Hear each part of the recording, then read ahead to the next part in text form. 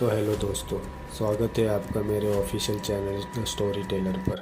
आज जो हम स्टोरी के बारे में बात करने वाले हैं वो कंट्रोवर्शियल क्लेम सीरीज पर आधारित है। दुनिया भर में समय समय पर सच्चे झूठे कंट्रोवर्शियल दावे किए जाते हैं। कई दावे तो ऐसे हैं जो आज भी दुनिया के लिए पहेली है। चीन के बीजिंग शहर में एक ऐसी घटना घटने का दावा किया जाता है जिसकी वजह से आज भी देर रात लोग बसों में सफ़र करने से डरते हैं। करीब 2 दशक से भी ज़्यादा समय से रूट नंबर 375 की भूतिया बस की कहानी सुनाई जाती रही है। ये कहानी कितनी सच्ची है साफ नहीं। बीजिंग के कई वेबसाइट समेत अंग्रेजी वेबसाइट पर भी ये कहानी वायरल है, पर जो भी इसे सुनता है वो इस रूट की बस पर कभी नहीं चढ़ता। ये घटना 14 नवंबर 1995 की बताई जाती है। 14 नवंबर की सर्द रातों में एक 55 साल का आदमी और एक 21 साल का यंग लड़का रूट नंबर 375 की आखिरी बस का इंतज़ार कर रहे थे। दोनों के बीच नॉर्मल बातचीत चल रही थी।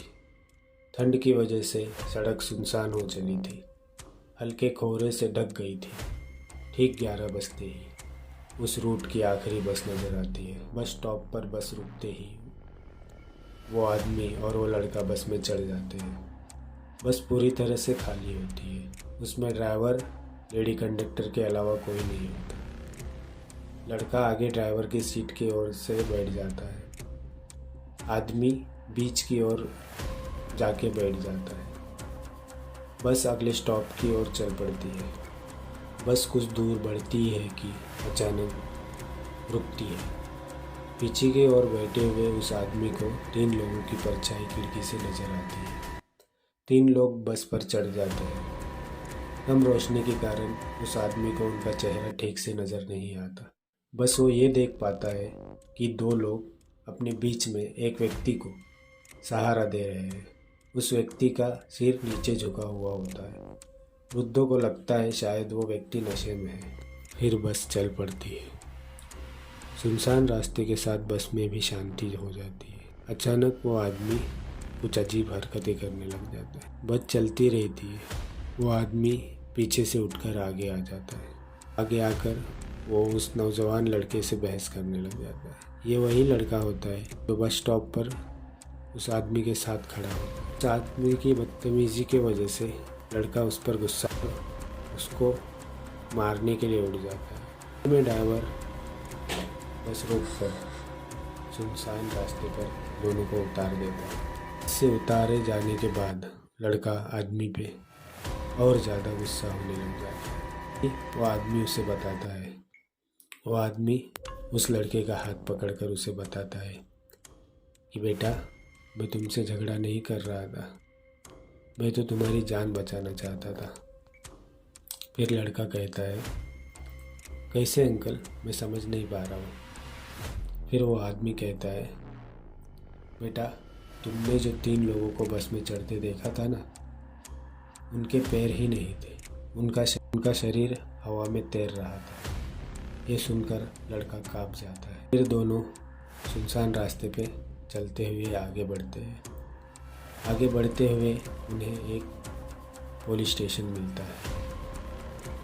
पुलिस स्टेशन में जाके वो दोनों अपने साथ घटी घटना के बारे में बताते हैं। उन दोनों की बात सुनकर पुलिस दोनों को पागल समझने लगती है और कहती है, चुपचाप अपने घर चले जाओ। दोनों बहुत डरे हुए होते हैं। दोनों चुपचाप अपने घर के लिए निकल जाते हैं।